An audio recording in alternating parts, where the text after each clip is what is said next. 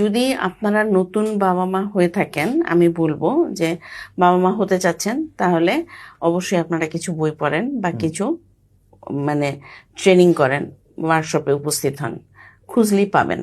এখন অনেক জায়গায় অনেক প্যারেন্টিং কোর্স হয় এটা। আর যদি আপনি টডলার বাচ্চার বাবা মা হন, তাহলে সেইটার উপরে আপনি ওইখানেও ট্রেনিং করেন এবং বাচ্চার সাথে ইমোশনালি কানেক্টেড হন। বাচ্চাকে আমরা আগে বলতাম কোয়ালিটি টাইম, এখন আমরা বলি স্পেশাল টাইম। বাচ্চাকে জড়ায় ধরেন, বুকে নিয়ে ঘুমান।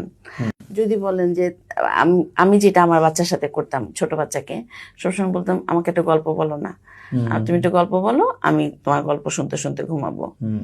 ও এই ব্যাপারটাকে এত বেশি রেসপন্সিবিলিটি মনে করে ফেলেছিল যে প্রতিদিন গল্প পড়তো। তারপর আমাকে বলতো কি, আজকে আমি একটা নতুন গল্প পড়ছি, তোমাকে শোনাবো, তুমি দুপুরবেলা আমার সাথে ঘুমাতে আসলে তখন তোমাকে শোনাবো। আপনি ওর সাথে ঘুমাতে যাওয়ার সময় একটু বুকে জড়ায় ধরেন, বুকে জড়ায় ধরে বিভিন্ন ব্যাপারে কথা বলেন। আপনি তো খুব ইম্পর্টেন্ট। আপনি স্কুল থেকে বাসায় যাওয়ার সময় বাচ্চাকে বুকে নেন, যে বাচ্চা ঘুমায় পড়তেছে তাকে আপনি আরাম করে কমফোর্ট দেন, ঘুমাতে দেন। নয়তো আপনি যে বাচ্চা ঘুমাচ্ছে না, অনেক কথা বলতেছে, হাত পা নেড়ে নেড়ে, তার সাথে আপনি কথা বলেন, প্রত্যেকটা কথা বলেন। বেশিরভাগ বাচ্চারা, বাবা মারা যে ভুলটা করে সেটা বলে কি, বাচ্চা কিছু বুঝবে না। এইটা যে কত বড় ভুল।